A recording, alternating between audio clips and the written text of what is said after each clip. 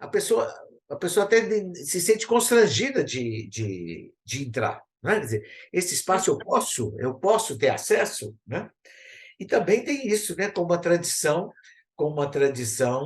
de exclusão tão forte, a pessoa nem tem a consciência de que é um espaço público, e esse espaço público eu posso ir, eu posso entrar e eu posso usufruir, né? Quer dizer, Uhum. muito são as dimensões excludentes, elas muitas vezes são a maioria das vezes são sutis, né? Vindo, Juarez Dairel, muito obrigado por ter aceitado o nosso convite e poder participar dessa programação virtual da FLI Araxá de 2023. O Festival Literário de Araxá, esse ano, ele tem uma programação presencial que vai ser aberta no próximo dia 5 de julho, e tem também a programação virtual que vai ficar disponível para todos que quiserem também acompanhar essas discussões que estão sendo gravadas e vão ser disponibilizadas, né, nas redes sociais do festival esse ano. Esse ano a gente tem um tema muito latente, que é educação e patrimônio cultural, e especificamente para essa rodada de conversas que a gente está tendo aqui virtualmente, nós estamos abordando as vivências culturais como herança formativa. Então, a ideia é que a gente aborde as temáticas relacionadas à educação e patrimônio a partir de vários pontos de vista, de vários interlocutores e interlocutoras que estiveram aqui, né, com a gente, pensando, então, nessa relação entre educação e patrimônio cultural e nas próprias dinâmicas dessas vivências e heranças identitárias que a gente carrega em relação a esses espaços, né? Os espaços da cidade, os espaços rural, os espaços escolares, os espaços também de formação, mas que não são a escola, né? E hoje, aqui com você, Juarez, a ideia é a gente discutir um pouco esses processos plurais de ressignificação dos lugares de identidade, dos lugares de patrimônio cultural. Pensar como que esses espaços, por excelência, são espaços de novos valores culturais, né? Ou seja, de produção constante de novos valores, novas identidades, com também lógicas de tempo, né? Que são muito próprias e muito diferentes, né? Então, a gente tem aqui, por exemplo, né, o Ailton Krenak, que já trouxe uma experiência de temporalidade completamente diferente em relação a esses espaços de vivência e espaços identitários, trouxe uma noção também de propriedade completamente diferente da que a gente comumente relaciona, né, ou pensa na nossa sociedade. A gente teve a conversa com a Leda, que também trouxe uma outra perspectiva, a Macota Cássia, que vem de um quilombo reconhecido também como patrimônio cultural, que muda totalmente a ideia, né, das políticas públicas de patrimônio, né, a Macaé, o Miguel Arroio, que vieram também com outras relações de construção educativa, né, para além do espaço da escola, para além dos saberes e das vivências construídas dentro da escola, né, a ideia dessas vivências, desses saberes, a partir de um lugar também de resistência formativa desses coletivos de cultura, né? E a ideia aqui é a gente conversar um pouco hoje, né, dessa sua trajetória, experiência de pesquisa relacionada à juventude, né? Ou seja, como que a juventude se relaciona, né, com esses espaços de construção identitária na cidade, né? São saberes que são construídos não necessariamente dentro de um espaço formal da escola, mas que se articulam muitas vezes com esse espaço formal e muitas vezes são muito mais intensos nesse espaço da cidade, Com né? certeza. Então é isso, eu queria conversar aí, começar essa nossa conversa um pouco com essa provocação, né? Assim, como Ótimo. que você entendeu nesse seu processo de escuta, né, de observação, dessa relação entre a cidade como uma vivência formativa de grupos sociais, né, mais jovens, né, que muitas vezes não são considerados dentro do âmbito do patrimônio cultural, né? Essa é a questão, né? Então, primeiro, eu queria agradecer muito o convite, eu acho que é um prazer muito grande estar aqui com vocês e retomar um pouco essa reflexão, né? Eu acho que é sempre muito importante, ainda mais se tratando dessa esse setor específico da população, que é a juventude, que quase sempre é deixada de lado, né? Assim, não é levada em conta, né? Assim, enquanto um ator social que tem uma posição e que se manifesta e se coloca como tal, né? Hoje um pouco mais, né? Assim, se a gente considera o momento, eu começo a pesquisar a temática de juventude nos anos 90, né? Era praticamente invisível, né? Assim, tanto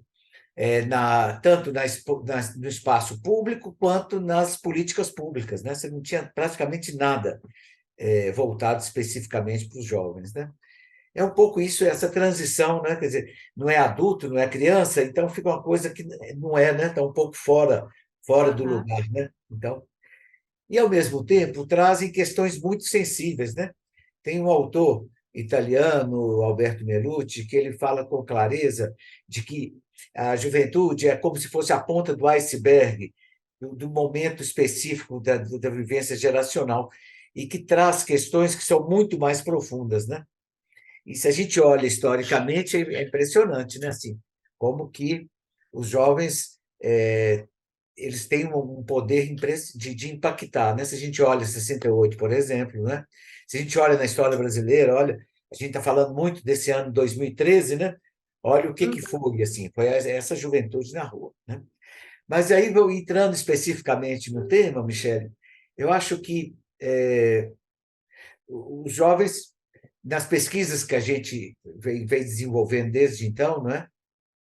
Desde os anos 90, deixam muito claro, primeiro, a importância da dimensão simbólica na construção da identidade juvenil. Não é? Então, tem uma dimensão das culturas juvenis que tem um significado muito importante na construção da autoimagem e da construção do próprio discurso que se coloca para a sociedade. Né? E essa dimensão simbólica ela se manifesta em diferentes dimensões e a questão do espaço é muito forte. Né? Eu sempre trabalhei muito com juventude de periferia, não é? E com as culturas juvenis periféricas. E, na época, o hip hop era algo que estava nascendo, não é? Com uma certa visibilidade, não é nunca como é hoje, né? Onde que hoje é uma expressão cultural que é reconhecida e, e eles ocuparam o que era periferia se tornou centro, né? Então, Aham. até esse jogo é muito interessante, né? E tem muito a ver Uhum. até com o próprio início, como que o hip hop vem se construindo no Brasil, né? Primeira coisa, lembrando, só para reforçar, de que, ao falar em hip hop, a gente tem de descartar de imediato a ideia de que é uma cópia americana, não é? Porque tem muita crítica em relação a isso, Aham. como se Uhum. fosse uma simples apropriação americana e tal. Na história do hip hop no Brasil, surge enquanto expressão musical nos Estados Unidos, mas há uma apropriação e reelaboração que se torna uma expressão brasileira e que tem um peso muito significativo para jovens de periferia. Não é? Qual que é o grande Ganha outros significados dentro da outro realidade significado? das vivências Exatamente. locais, né? Não, Uhum. exatamente. E aí porque a bola mestre do hip hop é a tradução da própria realidade que os jovens vivenciam, né? E eles Uhum. traduzem isso em forma de poesia, em forma de música, né? E nessa poesia, a dimensão do espaço ela é central, né? No início, quando o hip hop e o funk eram muito próximos, né? Era possível você ver semelhanças muito grandes nas letras, né? Todas elas sempre se referem ao seu espaço, sempre se referem àquele bairro de periferia, eles explicitam de onde eu sou, né? Contrapondo a própria ideia de periferia dominante como algo excludente. Eles reelaboram isso invertendo a ordem, entende? Colocando a periferia, o seu lugar, a sua quebrada, como eles dizem, como lugar central. Não é? E, Aham. e eles traduzem nas suas letras, nas suas poesias, muito o seu cotidiano, evidenciando e fazendo uma leitura simbólica daquilo que é excludente. Então, eles transformam a periferia em centro, não é? Isso no sentido mais geral. Mas no Aham. sentido mais concreto, é muito interessante, você vê, as primeiras expressões do hip hop se davam, foi a partir da dança, o break, né? Só para falar para o ouvinte, é, o hip hop se compõe de basicamente quatro expressões, né? A música, o rap, a dança, o break, as artes plásticas, o grafite, né? E Uhum. o DJ. Então, são quatro linguagens no mesmo estilo. E o hip hop chega no Brasil a partir do break. E aqui em Belo Horizonte, os primeiros grupos de break, eles se encontravam na Praça da Liberdade e Aham. dançavam no coreto. Então, assim, é muito interessante você ver como que é a periferia ocupando o lugar do poder, reelaborando aquele espaço. Então, aquele espaço, que é o espaço formal, né? Ali, na época ainda eram as secretarias que estavam ali do lado, o Palácio do Governo, eles dizendo assim: "Oh, nós estamos ocupando o espaço. Não é? E dão um novo significado para Então, um aquele novo espaço, sentido. né? Porque ali, o que era espaço de poder se torna espaço de festa para eles. E eles Aham. apropriam daquilo como que dizendo: a cidade também é nossa. Uhum. Então, jovens que ficam quase que nos anos 90 mais, um pouco menos nos anos 2000, mas a gente pode dizer que é um gueto, né? Os jovens são forçados a ficar no seu gueto, muito em Aham. função da dificuldade de locomoção, de ir e vir, que é outra grande questão posta, né? Na questão Uhum. Essa mobilidade, né, na essa cidade, que é mobilidade excludente que é também, né? excludente, não é? Aham. E que eles relaboram, porque eles têm o centro da cidade como ponto de encontro, não é? Então, se a gente vai ver a história, então eles começam na Praça da Liberdade, foram muito reprimidos lá, não é? Aí passam para Afonso Pena, onde até hoje existe aquele edifício Sulacap, Aham. aquele espaço ali virou um grande, isso no meados, finais dos anos 90, um grande espaço, né? E outro depois Viaduto, Santa Teresa. Não, eles chegaram no viaduto, mas ainda antes disso, no edifício JK, ali, Sei. porque eles escolhem sempre lugar plano que Aham. possibilitam eles fazerem toda a performance, né? Aham. E aí foram para a Praça da Estação, e da Praça da Estação foram para o viaduto Santa Teresa, onde estão até hoje, não é? De Onde estão alguma até forma. hoje, é. E Eles vão- ampliou, né? Porque ali tem, agora é o duelo, né? De É o MCs, duelo de MCs, né? porque o hip hop avançou, não é? Quer dizer, ele veio se reelaborando e virou hoje uma das expressões muito fortes, a expressão poética, né? Aham. Então eles fazem duelos de poesia entre eles, né? Então assim, Existe uma escrita, deslancha a né? poesia. Uma escrita falada, vamos dizer assim, né? De Exatamente. todo esse movimento e essas vivências desses E essas jovens vivências. É. que viram uma performance, né? Ali na. Aham. Agora, o importante, pensando na questão do espaço e do patrimônio, é como que há, então, um processo de reelaboração do espaço, construção de novos sentidos, né? E como que isso é importante, central para a sua própria identidade, né? Quer dizer, a dimensão do espaço, ela é constitutiva, entre outros elementos, da identidade juvenil, né? Então, Aham. assim, essa é o espaço de encontro, né? A cidade se torna um grande palco, né? Então, assim, as apresentações não são não são necessariamente dentro de espaços de teatro fechados ou coisas do gênero, né? A cidade se torna o palco, né? E Uhum. é muito interessante se a gente vai avançando mais e vai vendo que o próprio deambular na cidade, com exposição de corpos que trazem em si um conjunto de marcas que expressam essa identidade. É na roupa, nos brincos, na pele, não é? Com Uhum. toda a questão da. Me fugiu o nome agora, mas da As tatuagens, né? tatuagens, É, tatuagens, não é? Quer dizer, quando, tudo Clarice, isso. quando a gente fez um trabalho aqui na Prefeitura de Belo Horizonte, que era um projeto de educação para o patrimônio cultural, ele chamava Paisagem de BH, uma descoberta. E a gente trabalhou com os meninos do projeto Guernica, que Sim, eram conheci Lucas. meninos que Uhum. estavam sendo acompanhados porque tinham alguma passagem, né? Eram jovens, adolescentes e tal. Aham. E a gente trabalhou com o mapa mental, que até hoje no IEFA é feito para trabalhar com comunidades, com coletivos e grupos diversos, né? Para compreender essa autoimagem e essa significância, vamos dizer assim, né, desses locais de patrimônio ou dos aspectos imateriais também que envolvem, né, os espaços físicos e tal. E a gente pedia para esses meninos desenharem a Praça da Estação.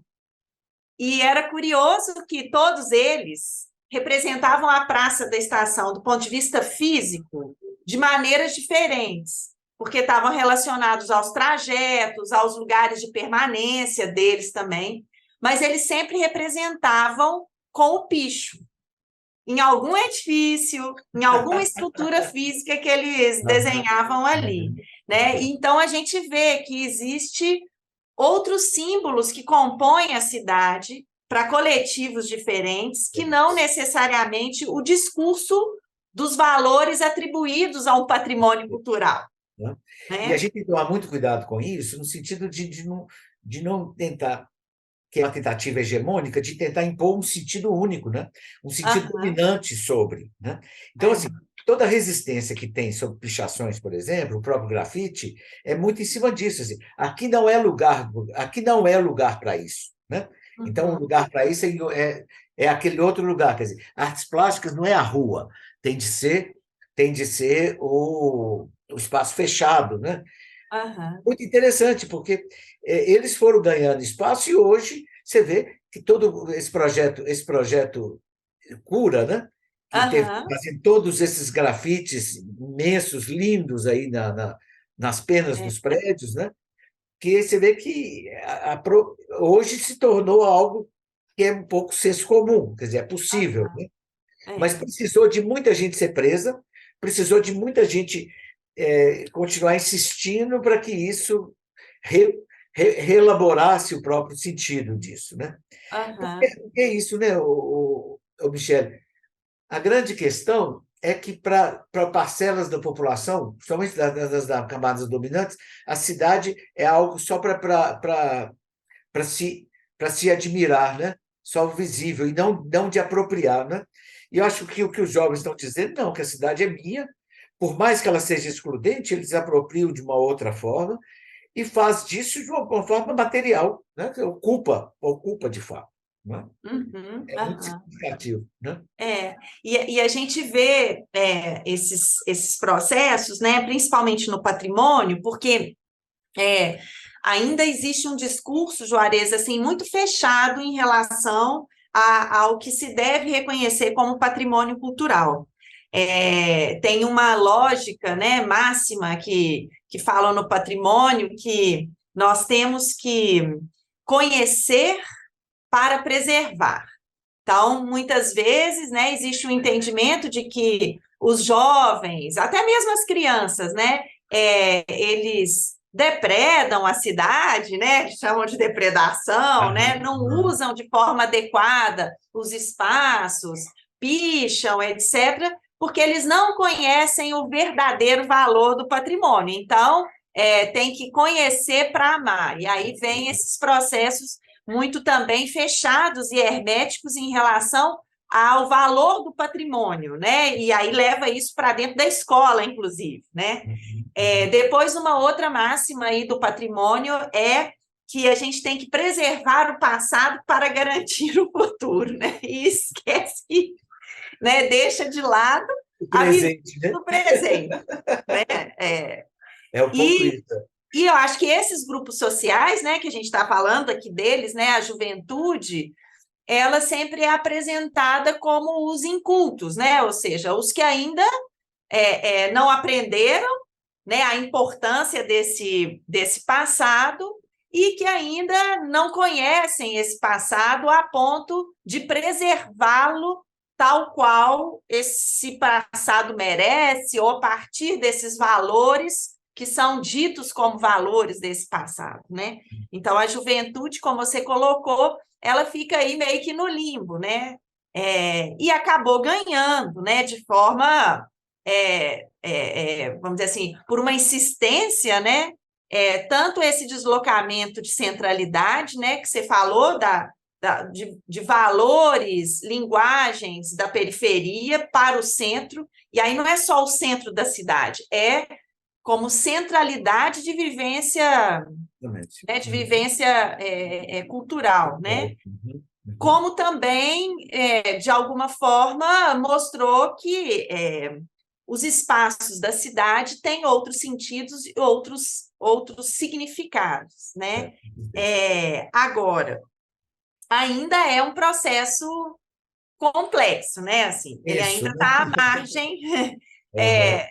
porque, por exemplo, quando a gente pensa os espaços de formais, né, de memória, ou os espaços, por exemplo, formais de educação, são espaços que ainda não recepcionam, né, tanto essa cultura como cultura de referência, como também não a própria escola, né? Muitas vezes não reconhece essa cultura e essas vivências como aspectos que devem ser considerados para a própria formação, né? Dentro da Esse dinâmica. é o grande nó que eu acho que a gente está vivendo. Eu acho que, e se a gente referencia à discussão, ao debate atual, por exemplo, essa discussão sobre o novo ensino médio, não é? Que está na ordem do Aham. dia, e é impressionante, assim, por que que, por que exatamente essa fase de estudo, né? Assim, esse momento da vida do jovem, que é fundamental, que é exatamente o momento quando ele está predisposto a descobrir a si mesmo e definir um rumo de sua vida, não é? Um projeto de futuro, como que esse nível de ensino é objeto de disputa. E é muito significativo quando um banco se interessa e investe nesse nível de ensino, porque tem algum interesse. Que é isso, né? Como é que pode, né? Uhum. E investir numa direção que vai contrária aos próprios interesses dos jovens, né? Mas eu queria voltar um pouco e chamar a atenção, a partir da sua elaboração, Michele, dizer, afirmar o quanto, para a gente, nas nossas pesquisas, ficou muito evidente de como que todo esse movimento das expressões culturais, das culturas juvenis, eles têm um papel formativo fundamental. E aí eu estou dizendo formação e não educação, porque eu penso numa perspectiva, muito a partir do Miguel Arroyo, não é? Numa perspectiva de formação humana, ou seja, a formação que se dá a partir da experiência concreta que se vivencia, e não como algo que já é dado e que cabe a mim, adulto, transmitir ao jovem, não é? Como se ele não soubesse de nada. Então, esse exemplo que se dava, né? Quer dizer, o jovem que chega, então ele é visto como alguém que vai prejudicar o patrimônio, ele não conhece, ele precisa se conhecer algo, ele tem uma compreensão. Agora, a questão é, será que a gente escuta o que ele tem a dizer sobre isso? Né? Então, eu queria chamar a atenção de como que nesse processo que veio acontecendo aqui em Belo Horizonte, no Brasil, dos jovens ganharem visibilidade aos poucos, se tornarem fazerem da periferia o centro muito mais do que o centro material, mas o centro da própria elaboração, não é? E como que nessa dimensão tem uma dimensão formativa fundamental, né? Quer dizer, é a partir dessa experiência concreta que eles elaboram uma compreensão de si, de suas próprias capacidades e habilidades, né? Então, assim, dois exemplos concretos. Um é a apropriação da cidade. Então, assim, quando o menino sai de um lado do Barreiro e vai num baile em Venda Nova, não é? Quer dizer, o que leva a ele é a expressão cultural. Mas esse trajeto faz com que ele conheça a cidade, faz com que ele aproprie desse espaço. Não é? Então, a gente vai ver, por exemplo, fazer o mapa do trânsito desses jovens é impressionante, assim, como é que eles unem diferentes periferias, não é? Sempre passando pelo centro. Isso é muito significativo. Um outro exemplo concreto é a expressão de como que, numa sociedade desigual como a nossa, a cultura ainda é um espaço mais democrático, que possibilita que um jovem, como um que eu pesquisei, que está me vindo agora na memória, um jovem que era lixeiro, e uma profissão extremamente excludente, objeto de preconceitos, ele dizia o seguinte, que ele se sentia gente quando ele, de noite, ele podia subir no palco e cantar um rap. Né? E o palco nem era necessariamente o palco era um palco de uma praça, de uma rua onde faziam os eventos. Né? Quer dizer, então, essa expressão cultural como construção de uma autoimagem positiva, assim, enquanto você está treinando e reconhecendo sua própria habilidade. Né? Então, acho que essa dimensão formativa ela é fundamental. E é esse o problema. Aí eu chego na escola. É esse o grande nó da escola. Né? Porque a escola tende uma determinada visão da escola, muito fechada nessa ideia do ensino-aprendizagem, a escola como lugar onde alguém que não sabe vai aprender o que o outro adulto já sabe. Né? Então, como espaço só de transmissão de conhecimento, e não um espaço de vivência, não um espaço de experiência, né? Então, isso faz com que haja um distanciamento. Né? Então, e ainda mais quando se pensa, no nosso caso, os exemplos que eu tenho dado de jovens de periferia, quando a própria cultura ela não tem uma tradição escrita, ela é uma tradição oral que vem de boca em boca. Então, assim, chega na escola com uma tradição forte, literária, escrita, há um choque cultural ali que, quando o professor consegue fazer as mediações, ele avança. Mas, a maioria das vezes, cria um fato que exclui, faz com que aconteça os índices que a gente conhece, né? Que de 10 que entram no ensino fundamental, não é? 4 chegam no ensino médio. Não é? Quer dizer, então, é um processo de exclusão muito, muito significativo. Né? E é esse o grande nó. Ou seja, não leve em conta as experiências que os jovens já trazem, não é? Uma certa infantilização do jovem, como se ele não tivesse nenhuma experiência, não soubesse de nada. Não é? Não leve em conta uma dimensão que é fundamental no processo formativo, que é o diálogo, estabelecer a conversa, não é? A partir do que você sabe, de como que você sabe, a partir daí eu articulo com o novo, com o que ia ser, com novos conteúdos, novas experiências. Né? Esse é o grande nó do ensino médio. E é isso que gera esse processo excludente, porque ele deixa de ser um espaço de experiência. Ao mesmo tempo, é interessante porque, mesmo aí, com tantas regras, não é, que tem dentro da escola, o jovem reelabora aquilo ali e cria outras apropriações de outros significados. Né? Por exemplo, a centralidade do recreio, o importante para o jovem não é a sala de aula, é fora, como espaço de encontro. Não é? Quer dizer, eles vão construindo outros significados, outros sentidos também ali, não é? Que muitas vezes são mais educativos do que o que acontece dentro da escola, sabe?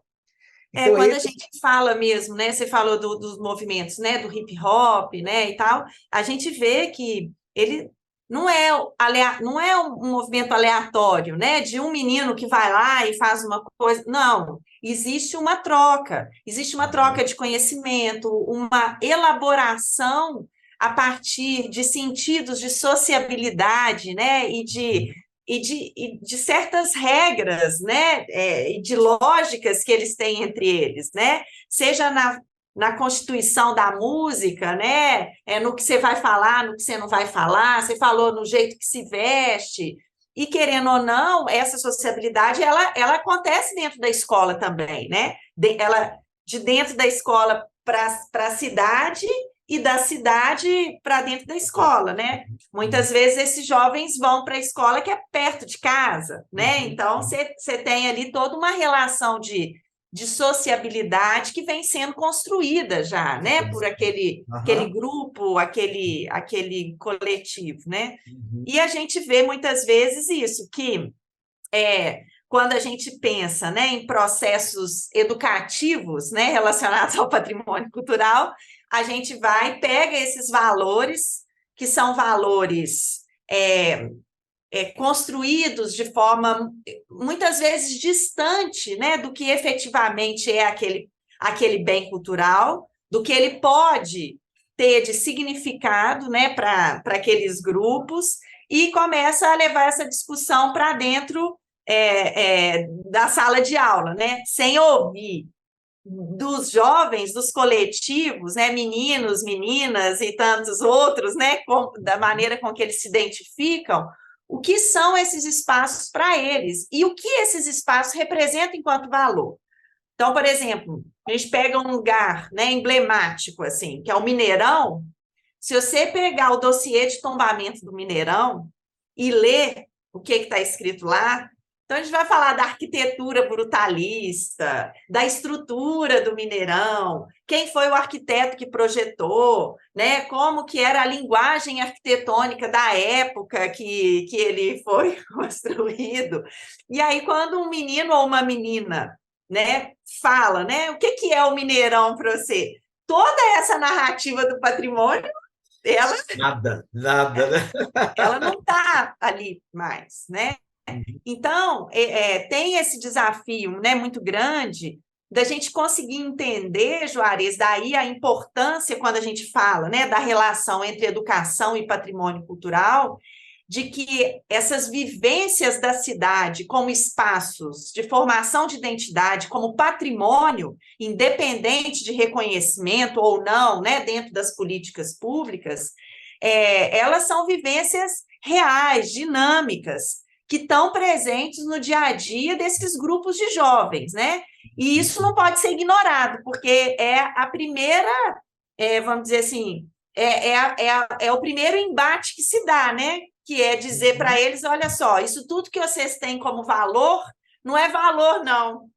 O verdadeiro valor do patrimônio é É outro, outro. né? Então, Exatamente. Aquilo que expressa muito aquilo que você estava dizendo, quer dizer, há uma tendência de esquecer o presente, né? Ou você está preocupado com o passado ou preocupado com o futuro, né? E ao uhum, esquecer o presente, você esquece o sujeito sociocultural que está na sua frente, né? Que chega com, está ali, e ele é a expressão de um conjunto de experiências vivenciadas e que possibilita a ele construir uma compreensão de si mesmo, não é? Uma compreensão do seu lugar no mundo, uma compreensão a respeito da própria realidade onde ele se insere. Não é? E, uhum, se quiser fazer qualquer processo formativo, necessariamente você tem de dialogar com essas experiências. Não é? Acho que esse é o desafio de qualquer educação patrimonial, ou seja, antes de mais nada, é, antes de você já chegar com aquilo que você acha que é, que aquilo, a sua visão, os seus valores, qual é a compreensão do outro? Não é? Qual é a visão do outro? Quais são os valores que esse outro atribui? Para partir daí, você está dialogando com toda uma tradição, aí sim. Não é? Mas aí é uhum. fazer essas mediação. Não é? Eu acho que o processo educativo ele ele demanda a mediação, e daí a importância do educador, que é exatamente esse que pode facilitar esse processo, né? E essa mediação ela é fundamental, porque então, sem isso, não há processo formativo. Não é? Uhum, uhum. E o que a gente muitas vezes vê, por exemplo, você citou, né, a Praça da Liberdade, né, que foi um dos espaços pioneiros aí, né, de representatividade para esses coletivos de jovens, né, em relação ao break, à dança, no coreto e tal, eles foram expulsos de lá. Anos e anos depois, quando a gente pensa, né, no Circuito Liberdade, que foi uma experiência de transformar os edifícios com toda aquela simbologia e dureza, né, do patrimônio em relação ao lugar de poder, né, que vem desde a época da construção da cidade, né, de Belo Horizonte, uma capital projetada, né, como que os próprios espaços culturais, né, que vão dar lugar, né, que vão ocupar, né, esses espaços da administração pública, como que eles também têm dificuldade de construir esses diálogos com essa dinâmica da produção cultural que não está na Praça da Liberdade, que muitas vezes está na periferia ou em outros lugares também de centralidade, né, da cidade, e como que essas construções, essas narrativas, esses valores, essas representações e manifestações culturais, elas não são incorporadas no dia a dia de espaços de cultura, né? Então, não é só uma questão da exclusão, como você mencionou, né, do acesso, né, da dificuldade, né, de chegar, de pegar um ônibus e tal. Tem uma outra exclusão que é o entendimento de que esse espaço ele não é para mim, porque ele não me recepciona, ou seja, ele não me, né? Não abre espaços, né? O Então próprio é muito significativo, por exemplo. Eu participei de um debate há uns anos atrás, ali na Praça da Liberdade, exatamente, no ArcelorMittal, sabe? aham, Onde eles se questionavam por que tem vindo tão pouca gente? Por que os jovens não entram, né? E a gente estava vendo, olha, para começar, com dois armários aí na porta, né? Entre aspas, armários, né? Assim, dois guardas, assim, toda ali armados ali na porta. Isso já é uma barreira, né? Quer dizer, são dimensões que às vezes não se atentam para isso, né? Quer dizer, a pessoa até se sente constrangida de entrar, né? Quer dizer, esse espaço eu posso ter acesso, né? E também tem isso, né? Com uma tradição de exclusão tão forte, a pessoa nem tem a consciência de que é um espaço público, e esse espaço público eu posso ir, eu posso entrar e eu posso usufruir. Né? Quer dizer, uhum, muito essa são as dimensões excludentes, elas muitas vezes são a maioria das vezes são sutis, né? é, E por isso a sua eficácia, né? Então, aham, está dizendo o tempo todo para eles que essa cidade não é de vocês, esses espaços não são de vocês, né? Quer dizer, o contraponto disso é sempre um processo de rebeldia, né? E aí é, é a riqueza dos jovens, né? Aí me aham, vem de novo 2013, né? O que assustou o Brasil em 2013 foi a ocupação, assim, que não foi de um grupinho, né? De um coletivo, mas assim, a ocupação massiva da cidade, né?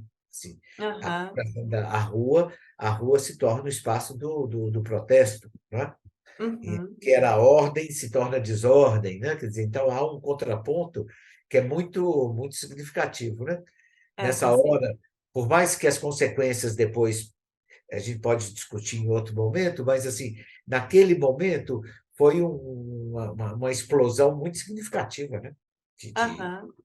E a gente pensar rebeldia. isso, né? Como que espaços que a gente considera, né, espaços de formação por excelência, né? A escola, o museu, um centro cultural, né? Uma praça, como que esses espaços eles se tornam agressivos, né? Do ponto de vista de uma não recepção, né, desse jovem, como você falou, né? Às vezes a gente fala assim, não, é sutil, mas é o que acontece, né? E aí a gente tem esse jovem que ele é expulso, né? A fim e a cabo da escola, ele é expulso de dentro de um espaço de um museu, ele é expulso de dentro de um teatro. Por quê? Porque esses ambientes, eles são ambientes que não dialogam, né? Ou seja, eles não abrem espaço para essa nova cultura, para essa nova lógica de apropriação.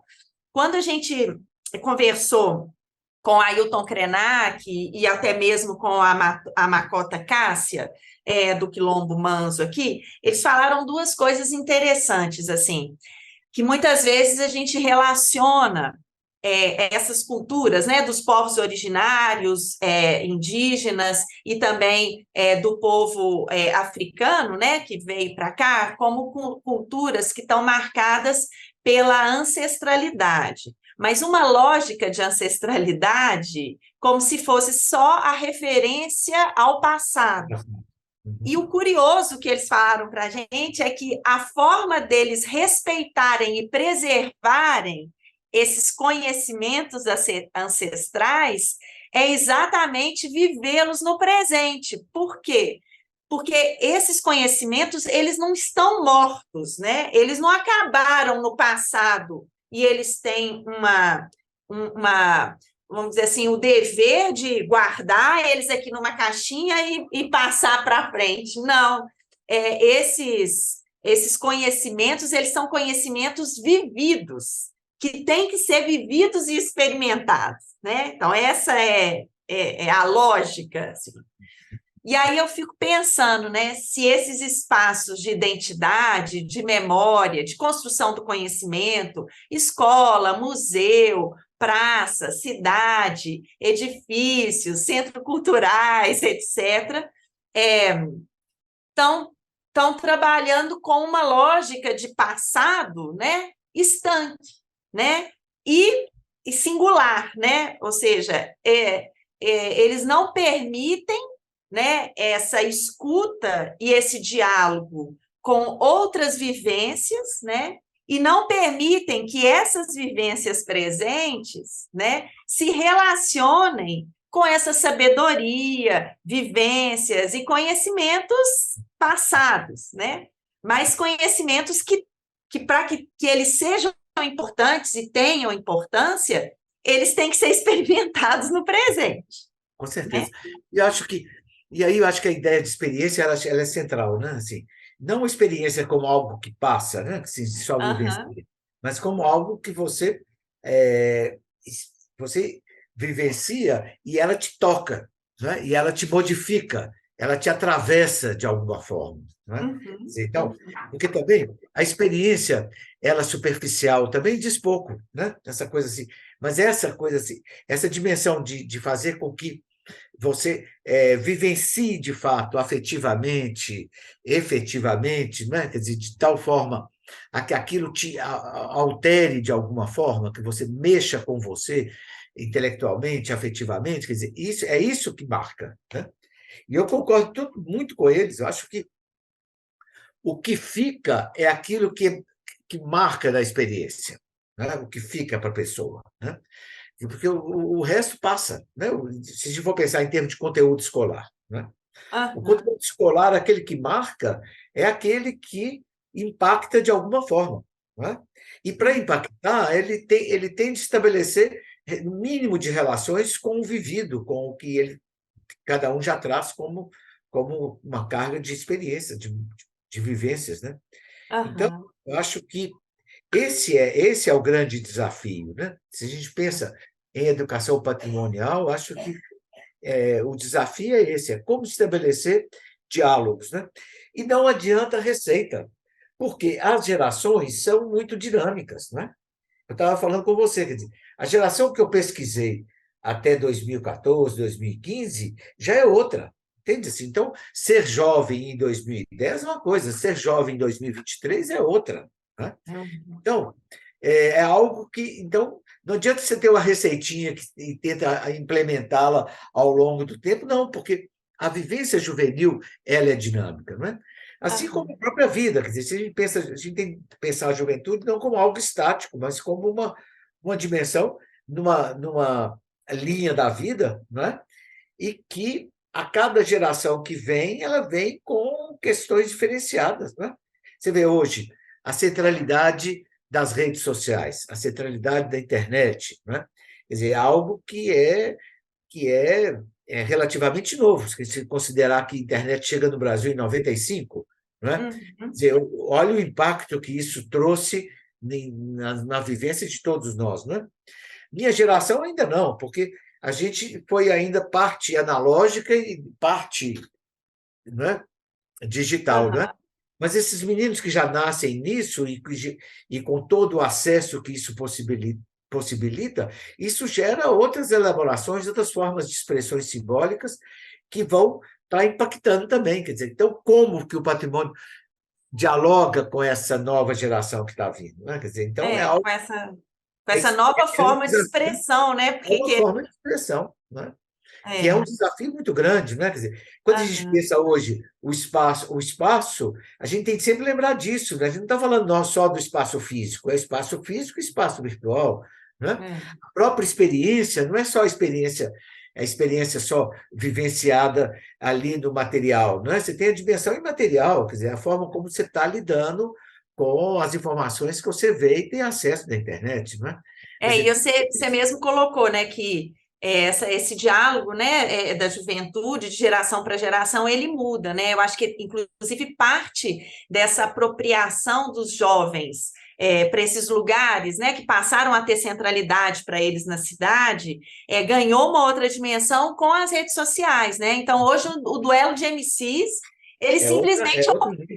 a Praça da Estação inteira, assim, né, de um dia para a noite, né, assim. Então, a capacidade de articulação, né, é É muito muito, grande. muito grande, né, é muito maior, né. A gente tem a experiência aqui em Belo Horizonte do Carnaval, como que ela, né, o Belo Horizonte teve um carnaval tradicional até anos 70, anos 80, com blocos, caricatos, etc., as escolas de samba, como que isso dá uma arrefecida e fica, assim, ainda mantido em alguns lugares da cidade, e como que, de repente, né, assim, a gente tem uma ocupação a partir de um movimento da Praça da Estação, e esse carnaval ganha uma outra lógica, uma outra centralidade, né? Não é só em Belo Horizonte, isso acontece também em outras cidades, né? Rio, São Paulo, grandes centros, mas tem essa lógica, né? De uma rapidez de troca de informação e de reunião, né? As pessoas se reúnem, se ocupam os Não, espaços, né? e você vê,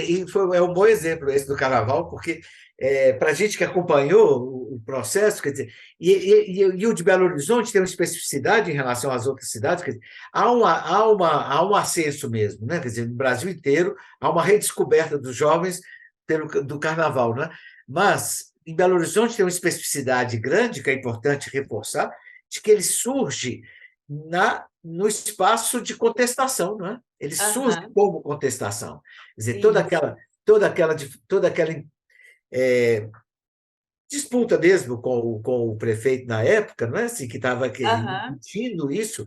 Eu participei de um bloco ali que terminou ali no Santa Efigênia, na Praça Duque de Caxias, com a polícia toda do lado reprimindo. A polícia caiu em cima, não é?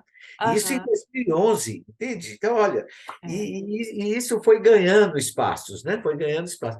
Eu acho que é um bom exemplo do processo de apropriação e reelaboração que se faz, né? A é. apropriação, eu acho lindo pensar o carnaval como espaço de inversão, né? Quer dizer, Uhum. a noite vira o dia, né? Toda uma dimensão que antropologicamente se pode pensar, né? Quer dizer, espaços contrários, de como que a cidade muda, né? É impressionante, assim, de que é a expressão clara de como que os jovens, não só os jovens, mas principalmente eles, né? Como que ocupam a cidade de uma outra forma, né? e tem uma nova relação identitária com essa cidade, né? Com Porque certeza. você pode ver a Praça da Estação, né, por uma perspectiva arquitetônica, como a gente falou, você pode entender a Praça da Estação hoje como uma experiência de ir até um museu, né, que é o Museu de Artes e Ofícios, e que fala do trabalho, né? Então, Aham. ele ganha também uma outra dimensão, uma outra Outro perspectiva. sentido. Você pode ver ela pelo usuário do metrô, pelo trabalhador que entra e sai, né, da área central da cidade, passando pela Praça da Estação. Você pode ver pelos grandes movimentos, né, e lutas, né, que aquele espaço ganhou, né, como lugar de luta De política, de manifestação. reivindicação. Você pode ver como grande espaço do carnaval de rua, Com né? certeza. Então, E é muito interessante. E aí, daí, você vê, desde esse início, muitos blocos buscaram também fazer uma relação diferenciada com a cidade. Então, assim, o ponto de concentração dos mais diferentes locais. Eu conheci muito de Belo Horizonte a partir daí. Eu ia sair atrás do bloco, hoje no Concórdia, lá na Aparecida, quer dizer, lugares totalmente inusitados para mim, e que eu passei a conhecer, assim como eu, várias pessoas também, que elaboraram a própria, uma outra uhum. forma de apropriar da cidade, né? Esse eu acho que é E um tem uma bom outra exemplo. coisa que eu até queria abordar um pouco com você, que quando a gente fala dos jovens, a gente costuma muitas vezes também estereotipar determinados movimentos culturais como movimentos culturais da juventude. Então, nós falamos aqui, né, do hip hop, por exemplo, né, mas ele não é um movimento novo, né? Você mesmo colocou, ou seja, ele é um movimento que começou o quê? Lá nos anos 60, né? Mais Fora. para frente. Ele começa nos Estados Unidos no final dos 80, chega no Brasil meados de 90. Mas o Mas antigo, né? movimento Aham. plástico e artístico, né, que está relacionado com a pichação, com não sei o que, é final dos anos Ah, 70, sim, sim, sim. Aham. vamos dizer assim, a inspiração, né, musical e até da dança, né, que É depois se daí, é caracteriza, 60. ela vem, Aham.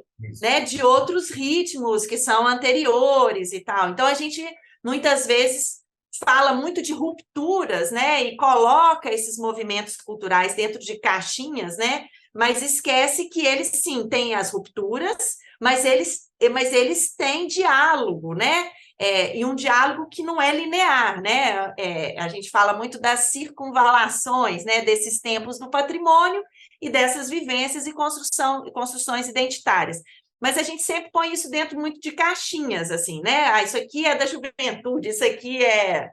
E o que a gente está vendo, e que é curioso, por exemplo, que fazendo um estudo agora para reconhecimento do samba como patrimônio cultural de Belo Horizonte, a gente tem um coletivo, o coletivo Mestre Conga, que junto com o Projeto República, né, está fazendo o estudo, né, para entender esse mapa do samba na cidade, e a gente vê que a gente tem lugares tradicionais do samba, que a gente tem essa referência aos mestres, né, aos que vieram antes e tal, mas a gente tem uma apropriação da juventude das rodas de samba, de novos espaços, né, de encontro que são da juventude, mas em torno do samba, né, que é super tradicional, né? Você vê jovens cantoras, cantores e tal, compositores que estão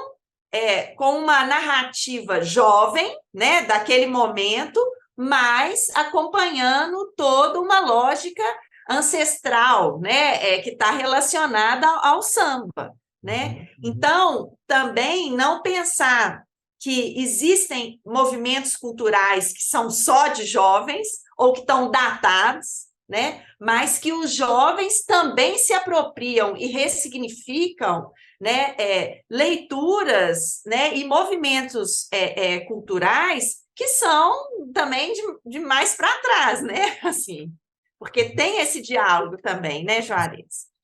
Se você for pensar em termos de voltando à ideia de ancestralidade, né? Assim, pegando no hip hop, mas o samba também, quer dizer, as expressões culturais negras, elas têm uma forte referência na ancestralidade africana, não é? Aham, O hip hop, por exemplo, nada mais é do que a expressão do griot africano, não é? Quer dizer, e se a gente vai ver, por exemplo, a semelhança musical, não é? Da música americana com a música brasileira, a, o definidor dessa semelhança é a ancestralidade negra, não é? Quer dizer, então, essa releitura ela é muito anterior, né? Agora, aham, o que fica, e que eu atribuo muito também ao fato da internet, das redes sociais, que possibilitam uma ampliação de acesso, não é? Às diferentes expressões, não é? Isso faz com que haja um dinamismo muito maior, não é? Em termos de possibilidade de reelaboração. Não é? Você vê, há uma. Hoje é difícil falar de um estilo puro, não é? aham, Porque os diferentes estilos musicais sempre implicam releituras, apropriações e que vão fazendo essa mescla aham, criativa que nos ressalta enquanto uma expressão cultural brasileira, quer dizer, a música brasileira, ela é, nos seus diferentes estilos, um grande caldeirão que mistura todas essas tradições, não é? Eu acho que o jovem tem uma perspectiva que, a princípio, a própria questão de dimensão geracional, né? Quando ele vem chegando, não é? Ele vem chegando de fora, então a capacidade de estranhamento dele é muito maior, e com isso, a possibilidade de apropriar de elementos que são significativos e com isso gerando uma elaboração própria é muito maior também, não é? aham, Então, é muito significativo, a gente vai vendo como que nas expressões culturais as mais diversas, você tem influências de diferentes tradições, não é? Você vê, é, você vê linhas que articulam o funk com o samba, com o hip hop, não é? Tem todas essas misturas que aí o sertanejo que dialoga com o sertanejo de raiz e relabora de uma outra forma, quer dizer, aham, são as mais diferentes expressões que remete a essa dimensão que nós falávamos já, da dimensão do dinamismo, né? A gente tem que estar uhum, sempre muito atento de não cristalizar, né? Não, não dizer, e não cristalizar verdades também, não é, Michele? Eu acho que aham. tem que estar sempre muito humilde, assim, de reconhecer o quanto que a gente sabe pouco diante de uma realidade cada vez mais complexa, não é? É E complexa e plural, né? Assim, eu acho que a plural, gente tem nossa, que totalmente. entender que pensar hoje, né, nesses movimentos culturais, identitários, sejam eles de jovens, né, ou dos mestres, ou de, né, são experiências plurais de vivências, né, desses lugares, desse espaço, né? Aí a gente costuma isso, né, fechar em isso aqui é do jovem, isso aqui não é, isso aqui, né, A e na interseção é muito verdade, grande, né? Uhum. né, a dinâmica, né, do patrimônio, né, como pensando, né, como lugares materiais e imateriais, né, de representação dessas identidades, de relação, né, com esses espaços vividos, né, elas assumem uma dinâmica formativa, né, muito mais plural, né, do que a gente está acostumado, né, a querer colocar dentro dessa. Agora, eu acho que tem algumas coisas que implicam continuidade. Então, por exemplo, se a gente pensar nessa dimensão educacional, né? Quer dizer, o papel do educador, por exemplo, ontem e hoje é o mesmo, entende assim? Aham, Acredito eu, né? Que esse papel de mediador, né? Da experiência daquele que se dispõe a aprender com uma tradição que já vem sendo acumulada, quer dizer, aham, essa continuidade, essa dimensão do diálogo, né? Quer dizer, essa é uma continuidade, né? Quer dizer, eu acho que são posturas, são valores que passa geração, entra geração, continua como um elemento fundamental na construção da identidade, na construção do outro enquanto um ser humano, né? Na aham, dimensão dessa aham. formação humana ampla, né?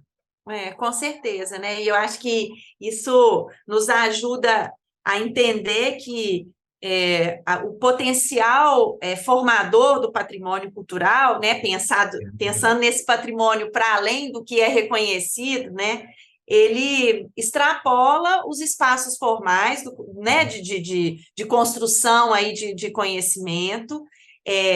Essa escuta, ela é uma escuta formativa até para os órgãos de patrimônio e para os professores, né? Pensando os professores nesse lugar também, né? Institucional, né? Da educação. E acho que ganha uma importância muito grande, que você colocou bem, Juarez, que é a mediação, né? Ou seja, que é uma mediação no sentido de garantir a possibilidade desse diálogo e dessa Exatamente. ressignificação, Uhum. né? É muito Exatamente. mais do que aquela lógica de Da mão única, né? linearidade. Eu tenho Uhum. conhecimento e vou transmitir, eu Exatamente. tenho o que é Uhum. valor e vou transmitir, né? Uhum. O papel é outro, né? O Uhum. papel é de Exatamente. abrir as vias, né? Abrir os Uhum. caminhos, né? Muito mais E esse, né? estimular o outro a pensar, né? Pensar por si mesmo, Exatamente. né? É. Aí dá outro tom, né? Isso Uhum. mesmo. Juarez, acho que nós estamos encerrando aqui a nossa conversa, Que ótimo. deixando Uhum. aí, claro, né, muitas perspectivas para avançar em práticas e refletir, né, sobre esses possíveis diálogos aí entre educação e o patrimônio cultural. E a gente espera sempre que, né, esse olhar, né, para as juventudes, né, não como coletivos que não dialogam com o patrimônio, ao contrário, né? Talvez esteja nesses grupos a chave para essa grande, vamos dizer assim, essa grande potência que o patrimônio cultural tem, que é permitir a ressignificação, né? Eu falo assim, talvez o maior valor do patrimônio é permitir essa diversidade de sentidos, né? Quando o patrimônio perde isso, seja o espaço, a cidade perde isso, um museu, uma praça, né, a própria escola, né, quando ela perde esse potencial de reconhecimento dessa diversidade de sentidos, de narrativas, ele perde o seu lugar como centralidade, né, É. como patrimônio. E se torna um instrumento a mais de dominação, né? E não Exatamente. mais de formação humana, né? Eu acho que esse é o tchan, né? Eu acho que você reforça bem, Michele, eu acho que essa dimensão da diversidade, né? Quer dizer, não existe uma juventude só, né? Quer dizer, não existe, como não existe um adulto só, quer dizer, então são diferentes formas de vivência e de experiência. E eu acho que na conversa hoje ficou muito forte a dimensão da experiência, né? A importância dela, né? A experiência com o patrimônio como uma dimensão formativa fundamental, né? Mas no presente, não e fazer a mediação com o passado, né? E não como algo pôr o passado na frente, como algo que se impõe, né? Mas Exatamente. que torna esse elemento mais dinâmico, né? Mas Ai, foi um que prazer ótimo. muito grande, uma ótima troca de ideias. Acho Foi que ótimo estar temos aqui aí com você. outras conversas futuras aí, não é? Isso mesmo. Obrigada, Juarez. Até a É um próxima. prazer muito grande, viu, Michele? Valeu, um grande Prazer foi abraço, tudo de meu. bom então. Valeu, tchau então. Obrigada.